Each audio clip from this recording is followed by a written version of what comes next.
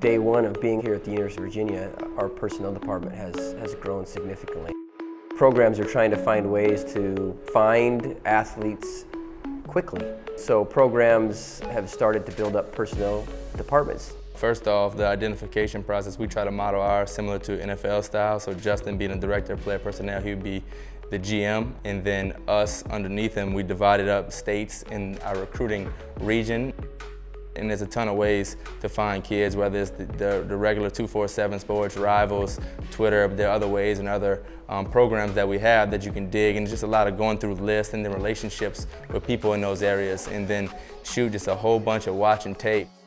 We have a database that we use that helps organize our areas and our recruiting boards, puts everything into one database, from scholarship numbers to personnel boards to recruiting boards to team boards. And when you have all that in one place, now I have the big picture.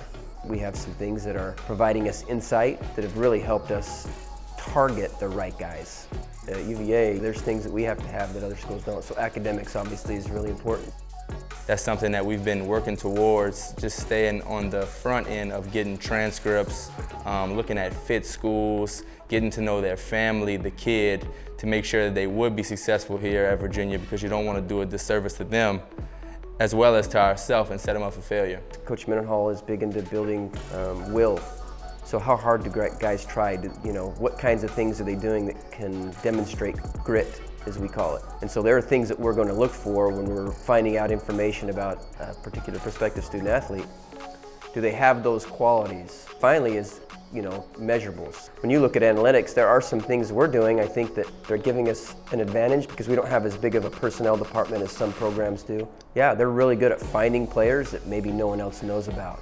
I think our department does a really good job of is not just falling in love with the highlight film, but then digging in on their games. And a lot of the guys that we have, I would say, aren't always the 4- and 5-star kids. And we're starting to get some of those guys now because I think they're seeing what we're able to do. But us, I think we believed that they were 4- and 5-star recruits.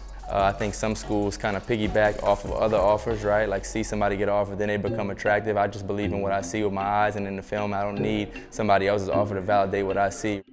Dontayveon Wicks, I would say, was probably the sleeper of the year last football season, so it was coming down to the end and we really needed a receiver. Junior season to his senior season, he really got better. And so what we did was rearrange his highlight tape in a sales fashion to be able to sell to Justin, number 1, then Coach Hagan's number 2.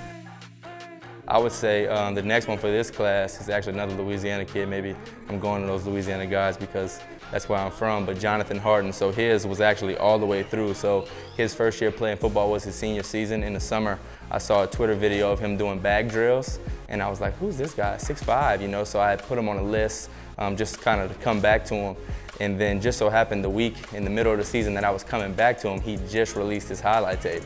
So when I watched his highlight tape, all I could do was tap the person next to me and kind of point to the screen because I knew, like, this is a big-time player. We actually had his best friend, Reese Beekman, committed to us to play basketball, so that was kind of the draw. So we did offer him. He exploded. He is now a 4-star, and yeah, it was just believing in what we saw with our eyes and just raw traits. We think he can be that next guy.